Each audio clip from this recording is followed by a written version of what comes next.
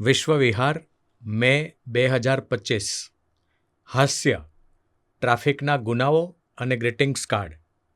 લેખન રતિલાલ બોરીસાગર. પઠન અશ્વિન આણદાણી. કેટલાક વર્ષ પહેલાં એક ટીવી ચેનલ પર વિશિષ્ટ પ્રકારના સમાચાર પ્રસારિત થયેલા.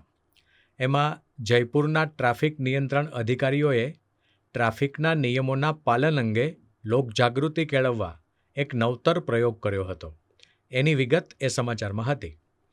એક વર્ષ દરમિયાન જે નાગરિકોએ ટ્રાફિકના નિયમોનો યથાશક્તિ ભંગ કર્યો હોય તેમને જયપુરના ટ્રાફિક નિયંત્રણ અધિકારીઓએ નવા વર્ષના ગ્રીટિંગ્સ કાર્ડ મોકલ્યા હતા ને પછીના વર્ષમાં તેઓ ટ્રાફિક નિયમોનો ભંગ નહીં થાય એવી શુભેચ્છા પ્રગટ કરી હતી.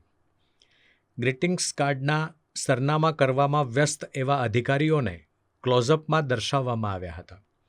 ટ્રાફિકનો ગુનો કરનાર માટે મેમો લખવા ટેવાયેલા અધિકારીઓને શુભેચ્છા કાર્ડ લખતા જોઈ હું એકદમ ભાવવિભોર બની ગયો હતો.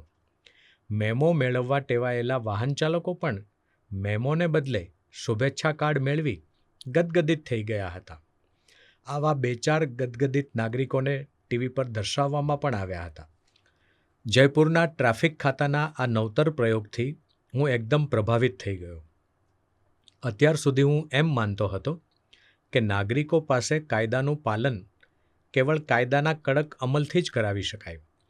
ઘર અને શાળામાં કાયદા પાલનની કેળવણીનું કામ અવશ્ય ચાલવું જોઈએ, પણ નાગરિકો કાયદાનું બરાબર પાલન કરે એ માટે તો ચુસ્ત વ્યવસ્થા તંત્ર જ અનિવાર્ય છે એવું હું સમજતો હતો. અમદાવાદ શહેરમાં દરેક ટ્રાફિક પોઈન્ટ પર એક કરતાં વધારે ટ્રાફિક પોલીસ ઊભા હોય છે. આવા પોઈન્ટ પર લાલ લાઇટ હોય છે ત્યારે વાહન ચાલકો વાહન થંભાવી દે છે. અલબત્ત કેટલાક વાહન ચાલકો એમની આગળના વાહન ચાલકો 4 રસ્તા પર અંતરિયાળ ઊંઘી ન જાય એવી શુભ ભાવનાથી સતત હોર્ન માર્યા કરે છે. વાહન ચાલકો લાલ લાઇટ જોઈને ઊભા રહે છે એવું કેટલાક ભોળા લોકો માને છે. મારા જેવા કેટલાક કાયદાનો ભંગ કરવાની શક્તિ અને હિંમતના અભાવે ખરેખર લાલ લાઇટને કારણે જ ઊભા રહેતા હશે, પણ મોટાભાગના વાહન ચાલકો લાલ લાઇટને કારણે નહીં પણ ટ્રાફિક પોલીસની લાલ આંખ ન થાય તે ખાતર જ ઊભા રહે છે. એકવાર હું એક 4 રસ્તા પર લાલ લાઇટ જોઈ મારું સ્કૂટર થંભાવીને ઊભો હતો. આમ તો જો કે સ્કૂટર પર બેઠો હતો એમ કહેવાય. એ વખતે પાછળના કારધારીએ 2-4 હોર્ન માર્યા. આ પછી કારની બારીમાંથી ડોકું કાઢી બૂમ મારી, કાકા, એ કાકા. મારી પોતાની પાસે ભલે કાર ન હોય, પણ મારો ભત્રીજો કારધારી હોય એ મારે માટે આનંદની વાત ગણાય. મેં પાછું ફરીને ભત્રીજા સામે જોયું. એણે કહ્યું, કાકા સ્કૂટર ઉપાડો ને. મેં લાલ લાઇટ તરફ આંગળી ચીંધી એટલે ભત્રીજો બગડ્યો. લાલ લાઇટ તો મનેય દેખાય છે, પણ ટ્રાફિકવાળું કોઈ નથી એટલે તમારે હંકારો ને. અને મેં સ્કૂટર હંકાર્યું. ભત્રીજાએ પાછળ મોટર હંકારી અને એકાએક 2 ટ્રાફિક પોલીસ પ્રગટ થયા અને કાકો ભત્રીજો બંને દંડાયા. પોલીસ ચોકીમાં પણ ગુનો કબૂલ કરાવવા માટે આરોપી સમક્ષ ગીતા કે ઉપનિષદના શ્લોકો બોલવામાં નહીં જ આવતા હોય એમ માનું છું. ચોરીના આરોપસર પકડાયેલા આરોપીને, હે બંધુ, આપ ચોરી કરવાના આરોપસર પકડાયા છો, પણ હે બંધુ, ઈશોપનિષદમાં કહ્યું છે કે કોઈના ધનની અભિલાષા ન કર. આમ છતાં હે બંધુ, આપે એવી અભિલાષા કરી હોય તો એનો સ્વીકાર કરવો એ આપનો ધર્મ છે.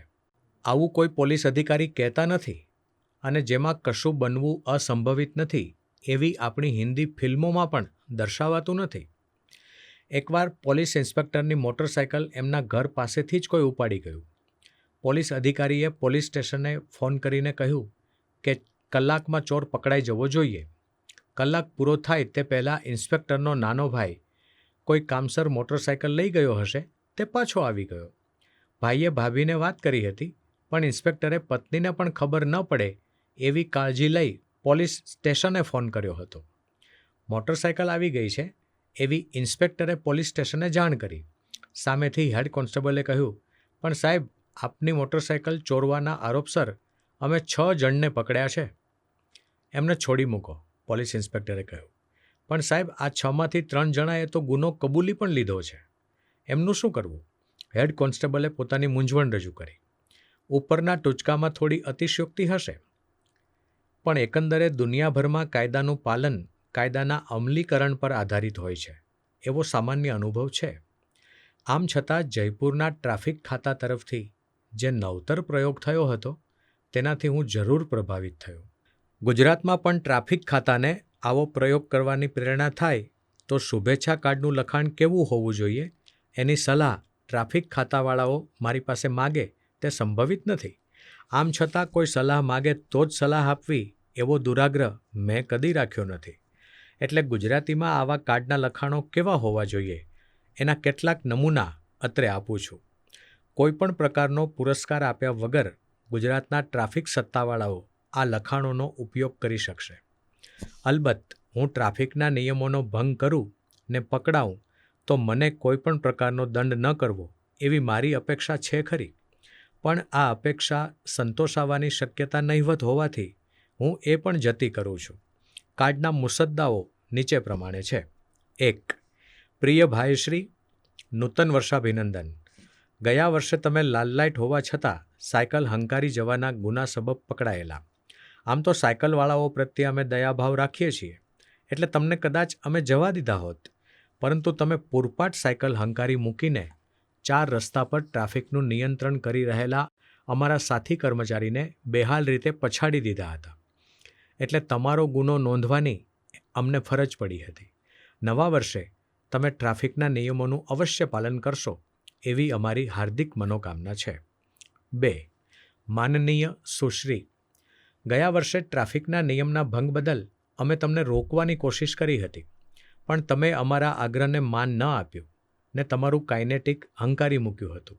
ફરજ પરના અમારા અધિકારીએ આગલે દિવસે જ નવા ચશ્મા કરાવ્યા હતા, એટલે એ તમારા કાઇનેટિકનો નંબર બરાબર વાંચી શક્યા ને અમે તમારો ગુનો નોંધી તમને નોટિસ બજવી શક્યા.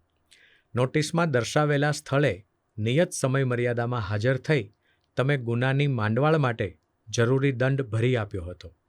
તમારે તે દિવસે એક લગ્ન સમારંભમાં પહોંચવામાં મોડું થઈ રહ્યું હતું, એટલે તમારાથી ટ્રાફિકના કાયદાનો ભંગ થયો હતો એવું તમે જણાવ્યું હતું. પણ અમારા એક મિત્ર કહે છે કે જ્યાં લેડી હોય ત્યાં ડીલે હોય જ.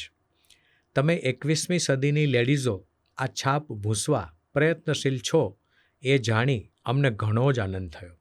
તમારા પ્રયત્નમાં તમે સફળ થાઓ એવી નવા વર્ષે શુભકામનાઓ, અને મોડું થતું હોય તો પણ ટ્રાફિકના કાયદાઓનું પાલન તો તમે અવશ્ય કરશો જ એવી વિનંતી પણ. 3. સ્નેહી ભાઈશ્રી, ગયા વર્ષે ચાલુ મોટરે મોબાઈલ ફોન પર તમે તમારા પત્નીને દાળમાં મીઠું ઓછું નાખવાની સૂચના આપી રહ્યા હતા ત્યારે એક રિક્ષા સાથે તમારી કાર સહેજ અથડાઈ ગઈ હતી. ચાલુ વાહને મોબાઈલ ફોન પર વાત કરવી એ ગુનો છે, એટલે ઘેરથી નીકળતી વખતે જ યાદ કરીને તમારા પત્નીને બધી સૂચનાઓ આપી રાખવાની ટેવ તમને પડે એવી નવા વર્ષે અમારી હાર્દિક શુભેચ્છાઓ છે. આમ કરવાથી અમારો ને તમારો ઘણો સમય બચશે. વળી આમ કરવાથી તમારી ને બીજાઓની જિંદગી પણ બચી જવાની શક્યતા પણ વધશે. એ તરફ તમારું ધ્યાન દોરીએ છીએ. પત્નીઓને ગમે તેટલી સૂચના મળે તો પણ તેઓ દાળમાં રોજ નાખતી હોય એટલું જ મીઠું નાખવાનું ચાલુ રાખતી હોય છે. એ હકીકત તરફ પણ વિનમ્રપણે તમારું ધ્યાન દોરીએ છીએ. 4. સ્નેહી ભાઈશ્રી, ગયા વર્ષે તમારી રિક્ષામાં 13 જણને ભરીને તમે હિંમતપૂર્વક ટ્રાફિક પોઈન્ટ પરથી પસાર થયા હતા. રિક્ષામાં આટલા બધા માણસોને ગોઠવવાની તમારી કળા જોઈ અમે આભા બની ગયા હતા. તમને ઊભા રાખી પેસેન્જરોને અમે ઉતરવા કહ્યું ત્યારે તેઓ માંડ માંડ બહાર આવી શક્યા હતા. ટ્રાફિકના આ ગુનામાં બીજા અનેક ગુનાઓ થવાની શક્યતા રહેલી છે એ તરફ તમારું ધ્યાન દોરી નવા વર્ષે આટલા બધા પેસેન્જરો સાથે તમે અમારી નજરે નહીં ચડો એવી શુભ ભાવના વ્યક્ત કરીએ છીએ.